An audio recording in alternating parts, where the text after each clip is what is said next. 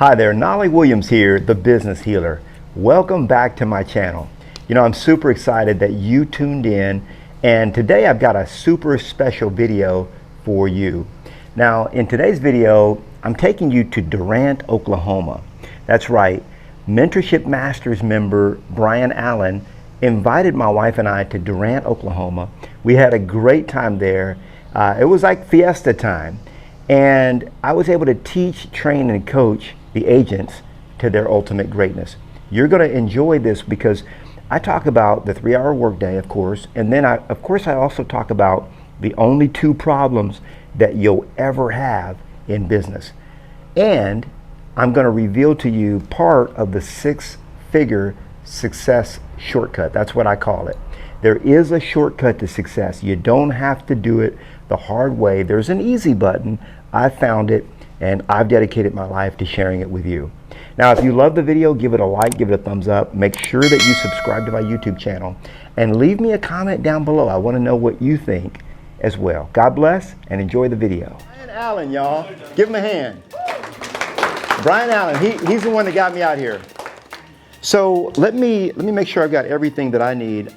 I do have water. That's good. Okay, so everybody's good? You guys are good? It's kind of weird being on stage because normally I like to be with my people, okay? I like to be belly to belly, toe to toe, cheek to cheek, face to face. Of course, COVID killed a lot of that. But normally, so don't judge me because I'm up here, all right? We do have Devin in the house. What's up, Devin? What's up? There he is. Give him a round of applause, y'all. Because, and thank you for the mic. I appreciate it. So what Devin's going to be doing is he's going to be recording this so that so it lives after today. Is that okay? All right. So we're going to learn a lot. Are you guys up for learning? Are you guys okay with taking notes? All right. A lot of times what will happen is when you get somebody like me, I live in Austin, Texas, okay? Not too far from here, but I know what it is like. How big is Durant? What's the population? I think the last time it was like about 40,000. 40,000. So I know what it's like to sell in a smaller, because you guys would think of Austin, Texas like the big city, right? So what's this city boy gonna come tell me about real estate, right? But the reality is when I got my license, I'll share with you guys a little bit of my backstory here in a bit, but when I got my license, I first started practicing in a small town called Harlingen, Texas. Anybody ever been to Harlingen? Yeah, no, you never been to Harlingen? No, nobody's ever been to Harlingen here. Oh, they just don't want to admit it. I see how that goes. I understand what you're saying, yeah. Brownsville, right? It's like right near Brownsville. I would tell my friends, I say, all you got to do is just drive as far south as you can go. Once you hit Mexico, just turn back around, do a U-turn about 20 miles, and that's where I am. Right there. You can't miss it. So I cut my teeth in a smaller town, much smaller than Austin, Texas, and I sold real estate there for not too long. I was there for 74 days selling real estate, and I took 21 listings during that. That was my first 74 days in the business. So I'll talk a little bit about my story there as well. We're all good. Everything's good. We can go. So what we're going to learn today, we're going to talk about the 6-figure real estate success shortcut. Who likes shortcuts? Y'all like the long way around, huh? No, I like shortcuts. How to automate your real estate business so that you can earn 6 or 7 figures while working just 3 hours a day. Now, I know it sounds absolutely ridiculous, right? It sounds crazy. Like this can't be done. My last year in active sales, now I still sell some, but my last year in active sales, I took 153 listings and I was working about 3 hours a week at that point, okay? So I'm gonna share with you guys some of the tips and techniques and tactics, and a lot of it is what? I'm giving you a hint, not the hat, by the way, that hat. Mindset, you guys already know. So, see if I can get my clicky. This is just a little bit about me. I put this here because I'm going to make sure that you guys, Brian Allen is going to share the slides with you guys later. So by the way, you will get a copy of these slides so you can take meticulous notes, which I encourage, but you will get these slides as well. So this is a lot of information about me. I became one of the top 1% of real estate brokers in the 2000s, but before that, I had a record label. I was in the music business. I was a rapper. Okay, that's a whole different life, y'all. All right, I started that business when I was 23 years old, and it grew. I started with $1,800 that I raised from family and friends because I was an entrepreneur. I wanted to start my first business. And within 5 years, we were making $150,000 a month in that business, okay? We had 18 artists, 14 employees, and it was Christian music. We became the #1 Christian rap label in the world. And I did that during the 90s before I got into real estate. So now I'm more of a coach, trainer, author, speaker. This is what I love to do. I love to inspire and motivate you to your ultimate greatness. Okay? So that's my trajectory. Just a couple bullet points. I've been an entrepreneur since the age of 12. Okay? So when I was 12 years old, I was the guy going door to door, and I sell candy in school, sell newspapers, whatever I could do to make money. Any entrepreneurs in the house? We got a few of y'all. You're like, look, if you're an entrepreneur, show some love. Put your hand up. All right, we were quirky, we were different, right? But that's how it was for me. I've launched multiple 6- and 7-figure businesses. I made my first $1 million when I was 29 years old. Actually, that year I made $2 million. Now, what does a 29-year-old do with millions of dollars when, not much, right? It's like crazy stuff. So I didn't really do anything crazy, but I still can't tell you where the money is. It's somewhere, right? But I've made millions. I'm 52 now. So in the past 20 plus years since I've made my first millions, I've made many millions since then. And I made many mistakes as well. So the purpose of me being here is really to try to help you guys not only make millions, but avoid some of the mistakes and pitfalls that I had when I was making my fortunes. Sold over 1,000 homes my first 10 years in the business, and that wasn't by volume. Okay, I'm not that smart. I had some friends that would do like, they pick up banks, doing reload business, and they do 50 deals at a time or 80. I did it one at a time, one living room at a time, belly to belly, toe to toe, cheek to cheek, face to face with sellers in their, at their coffee table. And that's how I built my business over time until eventually I leveraged it out, which is what I'm going to teach you guys today. I actually own 3 businesses that are all multiple 6 figures, and I work 3 hours a day. Okay, so I'm going to teach you guys what I do, how I do it, and how you can duplicate the success. There's a couple of things that you'll learn. Okay, this is a promise that I'm going to make to you of what I'm going to teach you. Number 1, you're going to learn how to solve the only 2 problems that you'll ever have in real estate. Did you know that who's in real estate? Raise your hand if you're in real estate. Who's not in real estate? Okay, who's not sure what they're in? Because I didn't see every hand. I'm just kidding.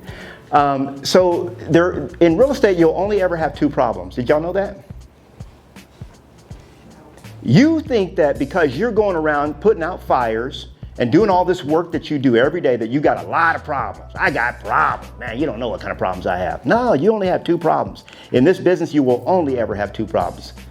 All right? Let me tell you what those 2 problems are. We're going to solve them today, by the way. The first problem that you'll have in this business, number 1, is you don't have enough business. That's a problem. That's called feast or famine. All right, anybody got that problem right now? Don't raise your hand. No, just kidding. Yeah.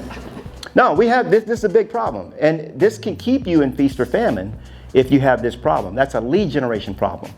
Okay? So the number 1 problem in real estate, lead generation. It's a lead gen problem. We're going to solve that. What's the number 2 problem that you'll have in this business? Not enough time. So these are the only problems that you'll ever have. Now, how do you solve the time problem? With leverage. Yeah, with leverage. Systems, outsource. Yeah, leverage is people, systems, and tools, PST. Okay, that's what leverage is. So that's how we solve that problem. We're going to do that today. It's ambitious. How to easily earn $250,000 or more a year focusing on listings. On what? Listings. What are we focusing on? Listings. Yeah, you guys got it. And how to leverage your real estate business so that you can earn work just 3 hours a day if you choose to. Okay, and I'm going to explain, I'm going to break all this down to you so it makes sense. We do have a couple of rules. How many of y'all like rules? We got a couple of people. Yeah. Is Kathy's not in the house anymore, is she? Is she still here? Kathy's hiding. Oh, there she is, yeah. You like rules, right, Kathy? You like rules. Yeah, she's a compliance junkie. So I never liked rules as a kid. My mom had rules on the wall, and I was like, how can I break a rule without her catching me? Or how can I bend the rule? Where's the gray area, right? But we do have a few rules. Number one, no phone, cell phones on do not disturb. Carve out time to learn. I want you guys to be here, be present. I'm not gonna be on my phone, so you can't be on yours. That's the real reason. But no chewing gum, minimize distractions, have fun and ask questions, and take lots of notes. Those are my only 5 rules. Anybody got any questions? Is that all good? All right, anybody got any gum in their mouth? You going, yeah? You got gum? Pass a napkin to that. Now you guys know that's a joke, right? That's a joke. I was in Washington, and y'all do jokes in Durant, right? Y'all do jokes? Okay. I was in Washington, and I put this on all my slides, bless you. And I said no chewing gum. She swallowed her gum. I felt bad about it. But it was funny. So this is Knolly Williams as a kid. I was born in Brooklyn, New York. That's me as a baby. That's me and my sister again. Born in Brooklyn, New York. We lived in Bedford-Stuyvesant, and back then Brooklyn was the hood. I mean, the ghetto. Bad, real bad. 1970, okay? And I was 4.5 pounds. My mom wasn't eating right when she was raising, when she had me in her belly, because it was stressful. My dad was in the military, and my mom already had a kid, and then I'm coming on the way. I wasn't planned. She made it very clear about that, by the way. I wasn't planned, and so I was 4.5 pounds. I was born a month early, and I was a preemie. And I came in the world with a lot of problems. Now, this is me a couple years after I left home. But let me, I'm going too fast. Oh, no. What is this thing doing? Come on. I'm just giving up all the goodies. All right. So I was an abused kid, okay? And this is where it gets a little serious. We're gonna get serious and then we'll go back to fun, because how many of y'all like to have fun? How many like to be serious? Some of y'all like to be serious. I can see you, but you don't want to raise your hand. That's okay too. So with me, my mom's bipolar, okay? And we talked about this earlier. Dustin and I were talking about it. She was mean. She was just a mean lady. Now she's not mean anymore. Thank God, she's just nice. She's real nice. Something happens. Have you ever known a mean person that got nice? Anybody ever known that? It's kind of weird. Anyway, but my mom would beat us, okay, as kids. And that's before CPS could save you. There wasn't no CPS coming around. And I can remember as a young boy going to bed night after night with painful stinging welts from yet another extension cord beating from mama, And what it was is that my mom and dad split up when I was 6 years old, and she just hated the sight of me. I reminded her of daddy. I got the same name. Somebody asked me before, it said, is that a real name, Knolly? I'm like, oh yeah, I picked this. I just chose this name like a nickname. Like going to school, how'd you like the name Knolly going to school? Where's Knolly? Knolly, is she in the room? No, I'm right here. No, this is my name, Knolly Alexander Williams Jr. My dad was senior, okay? So I had his name, I had his look, and she didn't like anything about me. And she made it very clear, me growing up, boy, you'll never amount to anything. I hate the sight of you, okay? And this went on until, it was serious, and went on till I remember getting up in the morning, putting on my long pants and my long sleeve shirt to hide the scars from the previous night beating. And because I didn't want kids to make fun of me, and I didn't want the teachers to ask me what was going on, and I didn't have, you didn't have places to go to like you do now. I see kids now, boy, they get away with some stuff, man. I'm like, wow, I wasn't even that bad. Anyway, so at 16 years old, I said, that's it, I'm done. I'm out. I left home at 16, and I never went back, okay? And from the time about 16 years old till I was 18, I was pretty much homeless, okay? I didn't know I was homeless. I was like just in between homes is what I called it. But I would go from house to house, staying with friends and stuff like this. So it ended up to the point where my buddy had a house, his mom's house. She was on crack cocaine, okay? And so I was, as an entrepreneur, my entrepreneurial endeavors kind of took a different turn. When I was 16, I started selling other things that were not legal, back then, or now. And so, anyway, I was just trying to survive. But when I turned 18, that's me at 18 years old, And my uncle came to California. We were living in South Central LA. Okay, think about South Central LA in the 1980s. It was terrible, okay? And my mom moved us to the outskirts of Los Angeles, still LA County, to try to get me out of that environment, right? But it was still bad, it was still the hood. And so when I turned 18, I accepted Christ, I gave my life to the Lord, and I said, I gotta have a way out. I don't know how to leave these knuckleheads, which I was one of them, and I don't know how to live any different than what I know. And so my uncle came from Austin, Texas, talking about, boy, you need to come to Austin. I said, I ain't going to no Texas. Now look at me. I told him, I said, I'm not going to Texas, man. I could just vision what Texas was, just cows and whatever. And so he said, no, you got to come check out. I said, okay, I'll come visit. And then I'm coming back home to California. So I came for 3 weeks, never left. That was 1988, okay? So I've been and actually met my wife in 1990-ish. We got married in 1992. And see if I have a picture of it. Yeah, this is our marriage license. We've been married, we just celebrated 30 years. Woo! Is that good or what? 30 years. So we got married, and right after we got married, I would work all the time. I mean, I was an entrepreneur. I started I was a W-2 up until the age of about 23. So in 1993, I quit my job, and I've never worked for anyone else since 93. You know, I've been an entrepreneur working for myself, and it's been hard, it's been ups. Anybody had any ups and downs? Yeah, that's what it was like for me too, right? But 6 months into our marriage, I quit my job. And so for 29 and a half years, I've been 1099, okay? And I would work all the time. Like I would roll out of bed, grab a cup of coffee, get to work. And I would work till 7, 8, 9 o'clock. I remember night after night, my wife she would heat up the food, the dinner, right? And I say, honey, I'll be home in 15. I just need 15 more minutes to finish this thing. And an hour later, she'd heat it up again. You coming home? I say, yeah, I'll be home in just a few minutes. I just need 20 more minutes. An hour, she would do that 5 times some nights.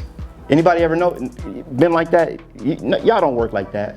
16-hour days? Yeah, that's what I was doing. But I found out that there's actually an easier way. We bought this house. This is in Round Rock, Texas, right outside Austin. I bought this house when I was 26 years old, okay? Guy approved me for the loan. You know, had a nice guy like Dustin right here, and he said, yeah, you could buy this house. And I never forget, after we bought this house, I was buying it because I was going to take this side of the house. I already had my record business, and I was going to take all this section. I was making a lot of money, and I said I was going to take all this section and just turn it into my office, okay? Because I was renting an office space and I was renting a house, and they had this seminar about, hey, could you qualify for a home? So we went to this home buyer seminar, okay? That you guys should probably be putting those on. It's a good idea, and I just went. Because it was interesting. I didn't intend to buy a house, got pre-qualified for enough to buy this place. And that's all I was thinking. How can I turn this into my business? Like, where can my employees go? And so one day I was there, just think about it. 26-year-old, little black kid, right? Owns this property.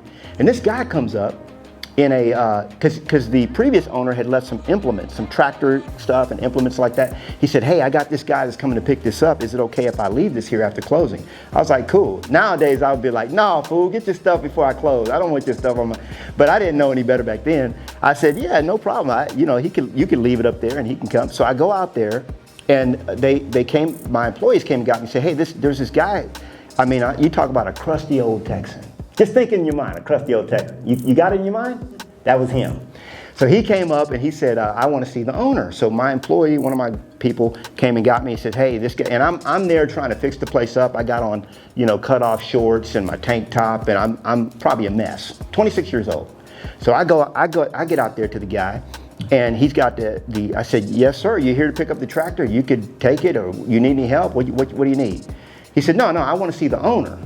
I said, yes, sir, I'm the owner. Now, this is funny because I'm 26 years old. You got to think about it. Back now, I see 26 years old. I see him now. I thought I was a man, grown and all that. But he's looking at this skinny kid. He said, you own that house? And there's 10 acres, right? We're all the way at the front of the property, and you could see the house in the distance. Boy, I tell you, the view was nice. When you saw the house in the distance like that, and he looked at the house, and then he looked at me, and he looked at the house, and he looked at me again, and he just shook his head like that. He said a man could work all his life and never own something like that. And that's the first time I really saw the house like that. It was just an investment to me, right? And here's a guy that probably working 16, 17, 18-hour days from sun up till sundown, working out in the fields, hands full of dirt and grime, and because somebody told him that the only way to get it was through hard work. You gotta hustle, you gotta grind, you gotta get it. And he had worked his whole life and never achieved that. Here, I'm 26 years old, just taking it for granted. You see what I'm saying? And so I found an easier way, and that's what I want to share with you guys, an easier way to success. This is me when I was 30 years old when this article was written in that was in what magazine? That was in the Austin Chronicle, and talking about me and my success in the music business and all this kind of stuff. So this is me now. This is what I do. I teach, train, travel all over the place, share stories, and help you succeed at a higher level. Okay, that's what it's all about. Hey, I hope you enjoyed the video. Hey, I want to invite you out to Knolly Coaching Club. That's right, the Knolly Coaching Club is where I'm able to teach, train, and coach you every single week to your ultimate greatness.